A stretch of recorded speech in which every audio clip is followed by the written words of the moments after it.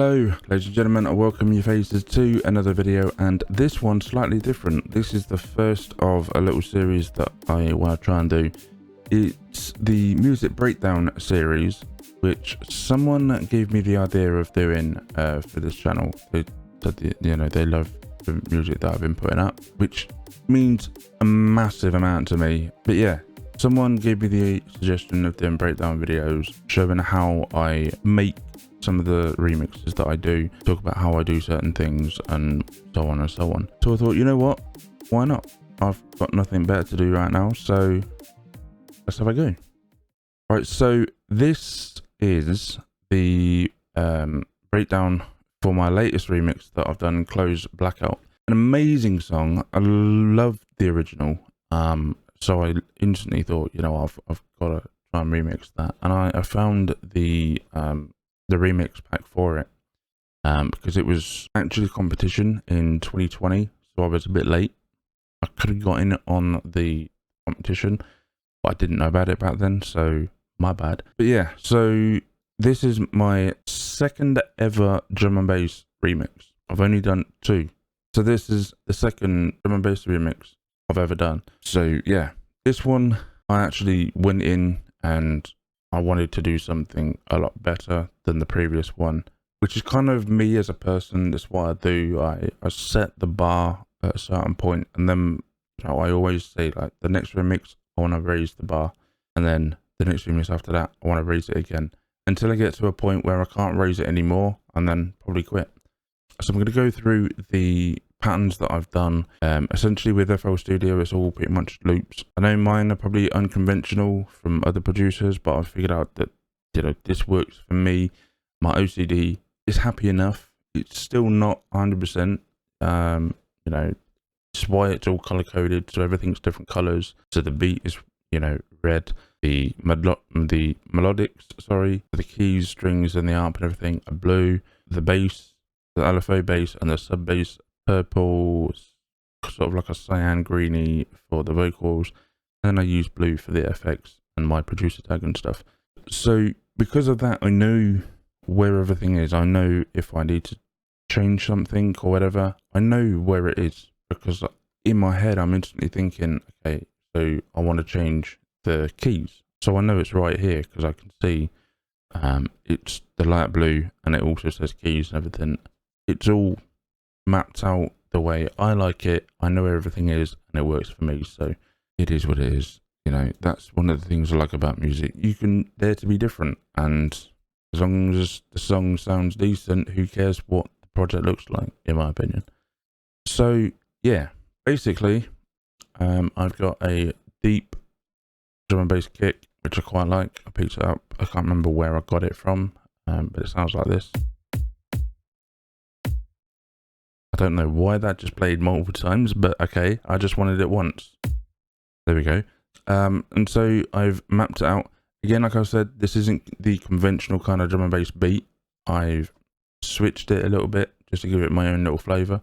But yeah, when you play it,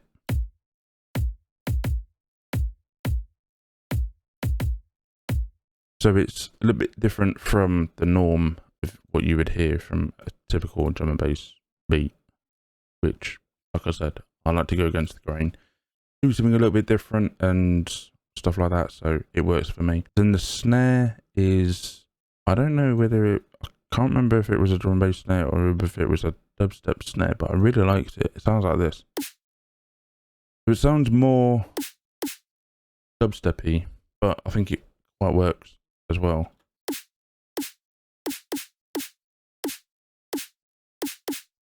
So that's that. When you've got those together, it basically sounds like this.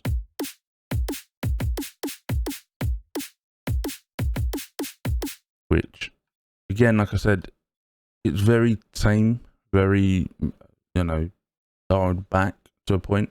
And then you get to a point where the hats and stuff come in. So I'm using 3 different hats for this one. So the first one I'm using is here. Just sounds like this.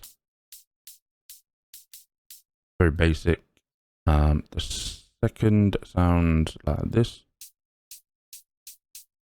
And the thing is, when you have those running on their own, it just sounds so basic, so plain.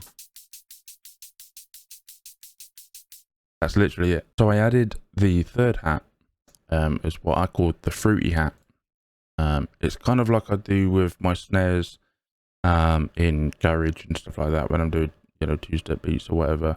I add an additional snare. So or sometimes with Garage, what I tend to do is I layer certain samples. So I might layer a clap with a snare, put them both together, and it sounds slightly different. But the thing is, if you just run it with a kick and a snare, it gets very boring. There's no flavor to it or whatever. So I add an additional snare as well, which is usually higher pitched, very, very short, and I just call it the fruity snare. It just adds a bit of a twist to it.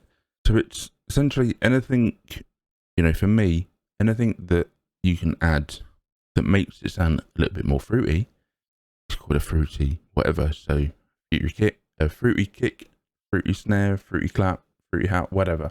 It just adds a bit more flavor to what it sounds like. So obviously here I've added the fruity hat. Just sounds like that. And when you play that, then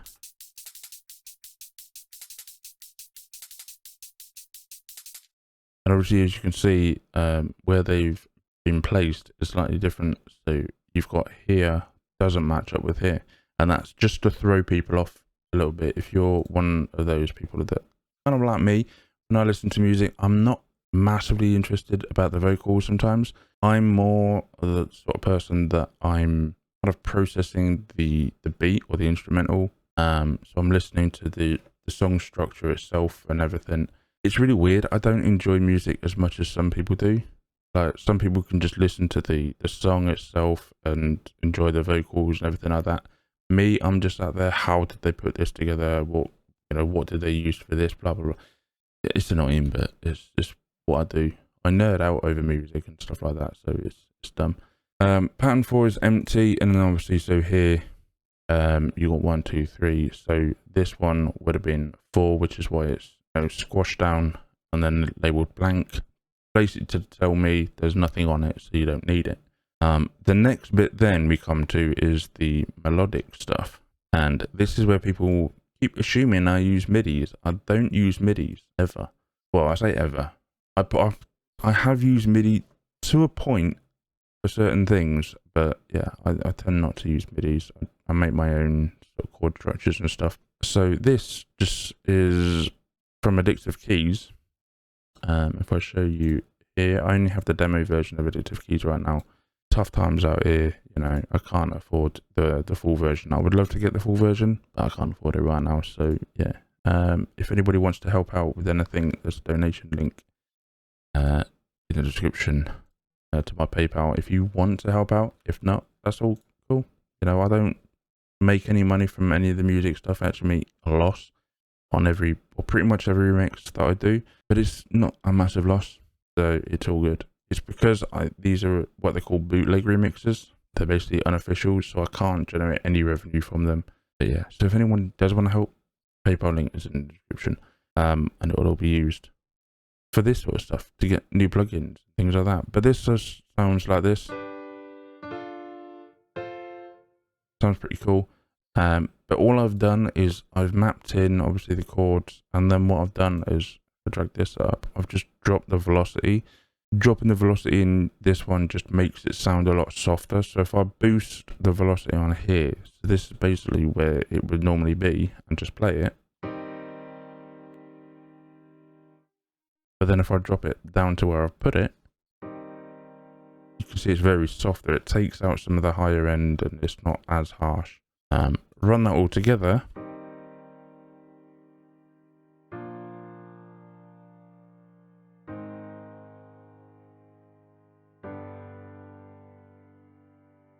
Sounds very cool, very melodic.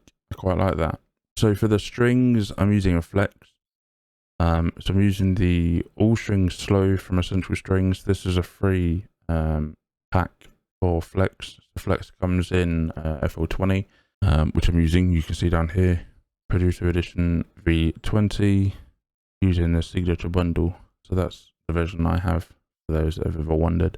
So yeah, Flex comes in with it, and then obviously you get free packs. You've got the store here, you can buy different ones as well. And then you've got obviously free ones would be in here. Obviously I've claimed them all, so they're all in here. Pretty much all of these were all free. I haven't bought any of these ones yet. Sounds pretty cool. So with this one, all I've done is I've pulled down the release from the filter and the volume, and then I've just pulled back the mix on the reverb slightly as well, just so that it doesn't keep going for as long as it wants to. Sounds like this. So I can, when I stop it playing, it still goes a little bit, but it's not too much. That then just follows the chords from the piano.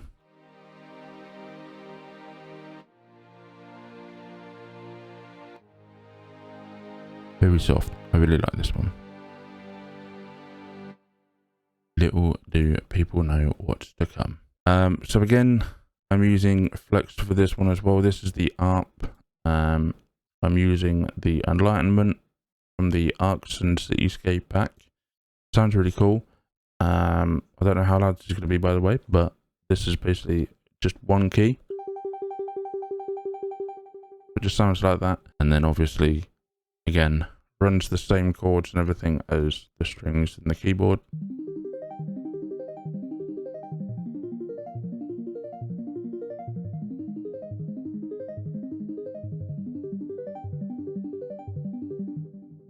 Sounds really cool. I really like that one, so I'm probably going to mess with some of those in future remixes as well, so we'll see. The Lfo Base I'm going to leave, we'll come back to that in a moment.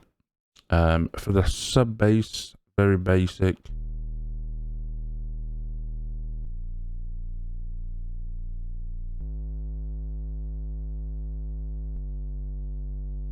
And for that, all I've used is Citrus. I've used Citrus on the default, and then all I've done is just drag down the pitch right down, and then obviously here as well, the frequency ratio, I've pulled that down as well, added a bit of tension to it just to make it sound a bit more gritty. So really like that. And when you put that together, I'm going to turn off the vocals for now. So you've got the beat here with the keys, the strings and the ARP. You get a little bit of a break here, and then the cymbals come in. I use the cymbals probably too much, but my metaphor is I use the cymbals. So I have the reverse crash, which is this one, which is originally from a Mr. Virgo bassline sample pack. Once, please. There we go. So it just sounds like that. It's basically this crash here. All I've done was I've just cloned it, flipped it, and put it back in. So yeah, and then you got this random effects I got from somewhere. I can't remember where I got it from.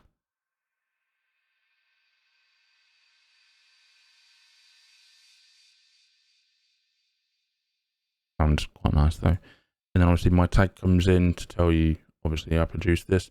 Then you got this slight pause, and then obviously the crash here will then tell you we're on it.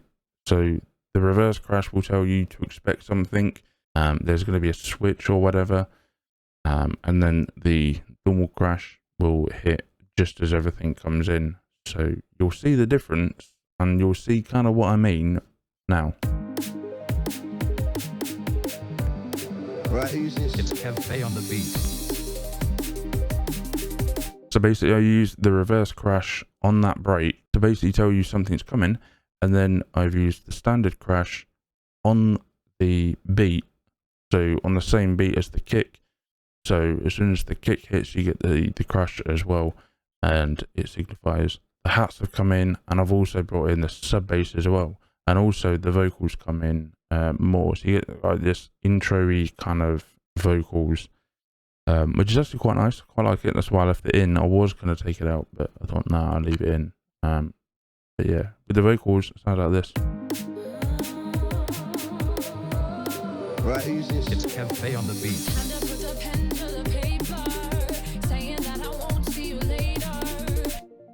That's pretty cool, right? So that just keeps going until up here, the background vocals come in. And again, you've got a slight break here from the beat.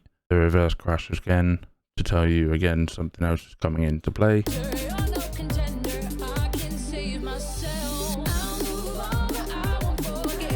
And also here, I think the reason why I cut the beat out is because I wanted to give this part of the vocal a little bit more, of its own space. Sounds pretty cool.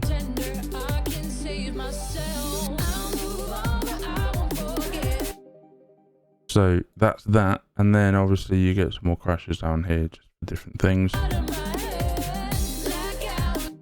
That's just because the vocals switch a little bit. And then you get the bit where I really nerded out. Obviously, for me, I'm all about the drops and the build-ups and everything like that. So you get this little break here, which sounds pretty basic, but in my opinion, pretty sick as well. And then obviously I've cut the beat here just to let the vocals run. You've obviously got the keys, the strings, the ARP, and the sub bass going, and then you get the build up here. So this is a slight little break, very minimal, but yeah, in my opinion, it sounds sick. It's very basic, really easy to do, and then obviously you get the build up where I'll go absolutely nuts. So I'll play that for you now.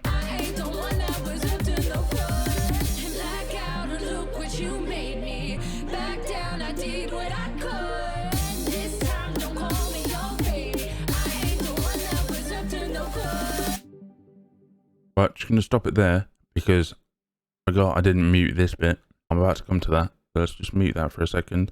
If you've heard the actual song, you'll know what that's about to do. So yeah, this is the build up. This is, the kicks, the snare. And then obviously I've added the cymbals that hit on time as well.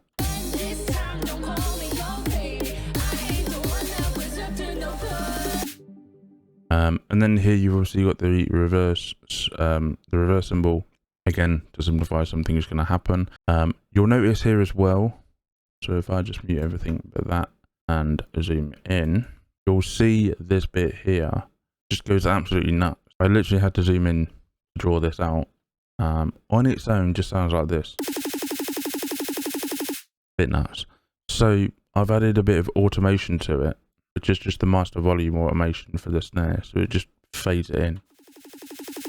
So it sounds pretty cool when you add it all together. So I think I've made you wait long enough. Shall we show you what the Lfo Base is?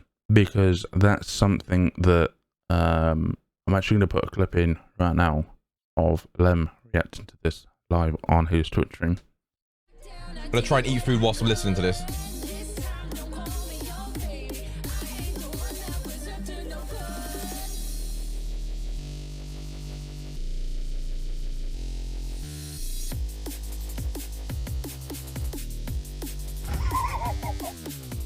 Right, so you've just seen what it does. So let's talk a little bit about it. So the Lfo Base comes from Harmless, and it's actually a preset from a pack that I got. I think I downloaded it during lockdown when I was just sat here doing some random stuff.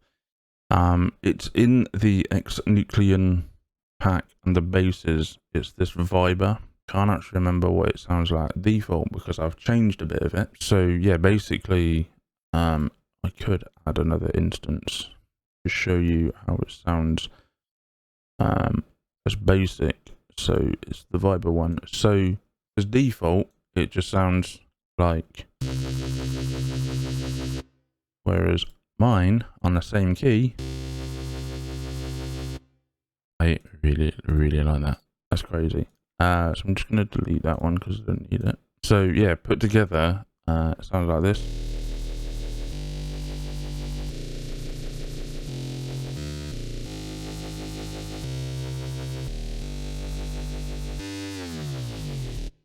I really like that sound. So basically to get that, all I've done is I've added a bit more grittiness just to make it a bit messier. I've added the LFO attack to 50%. Basically, the LFO attack will signify where the LFO will begin from. So if I put it at 0 and play it, you get the LFO. If I put it to 100, you don't get any. So I was kind of trying to find a a good area to have it, and I figured that 62-ish is good enough. So you get that part at the start where there's no LFO, and then the LFO just fades in, and then the LFO obviously running at a speed of 2. And I think I messed around with a little bit of the phaser and stuff as well, just to make it even more gritty and whatnot. So I really like that. Then obviously you've got the pitch bend on the last one here. Obviously if I was to take that out, it would just keep going. So the pitch bend, the way the pitch bend works, there's probably some other like scientific way of me telling you this, but I'm just going to tell you as easy as I can. If the pitch bend is below a note that you're playing, the sound will go down. Obviously if the pitch bend is above, it will go up. So if I put it up here, the pitch bend will make this sound go upwards. Just like that. Put that back and then play it again. And if you really wanted to, you can go mad and have 2 pitch bends for 1 note. So this one will make it go down and then it will automatically go back up. Like that. Sounds pretty cool, but yeah, I didn't want to do anything like that. I don't want to go too crazy with the bass. I wanted to go crazy with the bass, but I didn't want to go crazy with like the pitch bends and stuff like that. So that's essentially that. So yeah, then obviously the beat drops and then you get the bass come in. I leave some space here for the bass just to run on its own. Reverse cymbal again coming in to tell you something is about to happen, and then obviously the beat drops.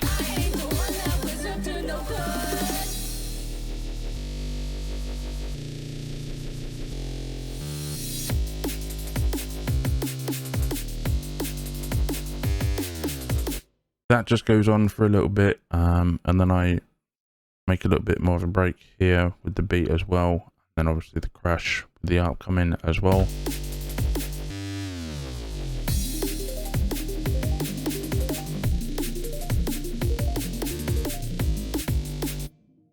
And then obviously here you get another break, reverse cymbal, and then comes in obviously telling you something is about to switch up, and it does.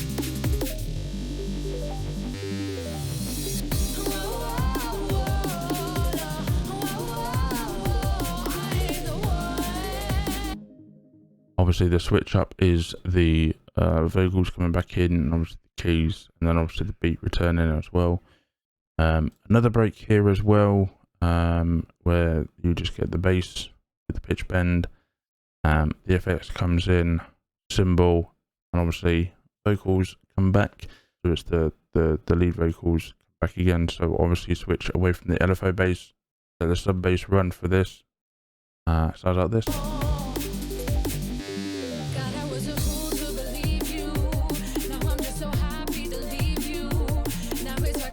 And then here obviously you got the break as well, because there's a real prominent part of the vocals that I really like here, and I thought if I leave the beat in, they're basically going to be fighting each other for the space of the track. So I basically took some of the beat out here just to let the vocals run through with the instruments and stuff. Reverse cymbal again tells you the beat's coming back.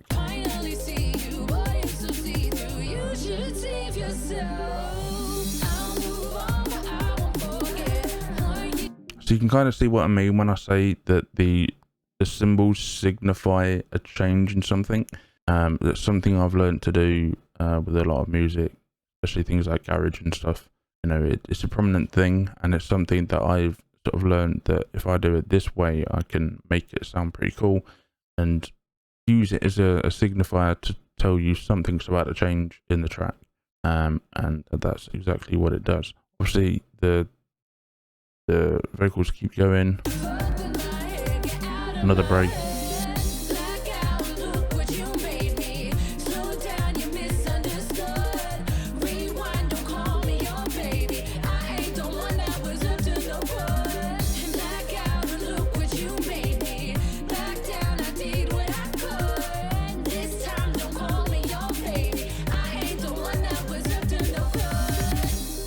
Obviously you got the break here as well, and the build up, and then obviously the bass drops again. And that's essentially it. It just goes again, gives you some more of the bass until we get over here, and then obviously it cuts that again.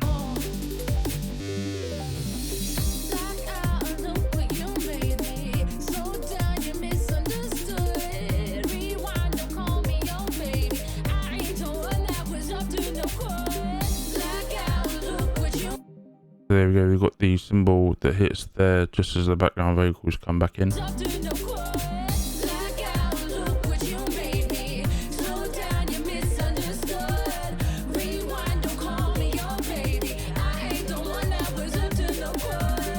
And obviously here we're going to run out, so this is the outro. So every song essentially, this is technically a club mix, so it's a slightly longer version than what I would normally put out. So obviously I probably would have cut it here to fade out and stuff. It was what they call like a radio mix. Radio mix, you know, usually around sort of like 3 minutes 20. This one goes on for nearly 5 minutes. It's obviously longer. You've got the intro and outro. So you've got the intro down here, the outro up here. So if a DJ was to be mixing this in a set or whatever, you've got the intro where he can mix into the track, and then obviously the outro where he can mix out of the track into another one. So this one is just the outro bit. I cut it back a little bit. I take the hats out, and then I just loop the vocals here.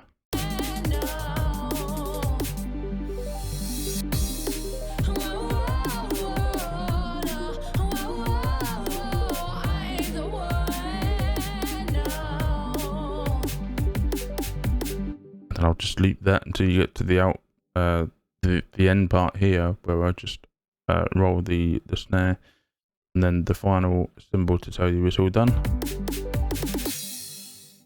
So there you go. That is my remix of Close Blackout, and how I put it all together in a future video. Maybe, I don't know, if you guys enjoy this kind of video and you want to see more, definitely let me know in the comments below. If you want to see other videos, other breakdowns and whatnot, let me know. And if I still have the project file, I did have some hardware failure on my NAS server a while ago, so I don't have projects for everything, and some of the stuff I've lost some things as well. So if I've got everything, I will happily do more and stuff as well. Another suggestion that I was given is to sort of show some sort of tricks and stuff that I use. So what I may do, and I don't know when, probably the next couple of weeks or whatever, I will probably do a video showing you how I come to get the chords and stuff for certain songs, so I could show you for this one. We're getting like half an hour into this video, so I want to wrap it up. But yeah, that is my remix. That is the breakdown. That's how I put it all together. If you enjoyed the video anyway, give it a like, and leave any comments, anything in the comments below. Just don't be a dick, is all I ask. I'm all about constructive criticism, but if you're going to sit there and tell me it sounds shit, that's not constructive, so I need fuck off. But yeah, constructive criticism is all well and happily received. So many people have given me constructive criticism in the years, progressing to today. Some of them I use, some of them I don't, because I don't think they fit.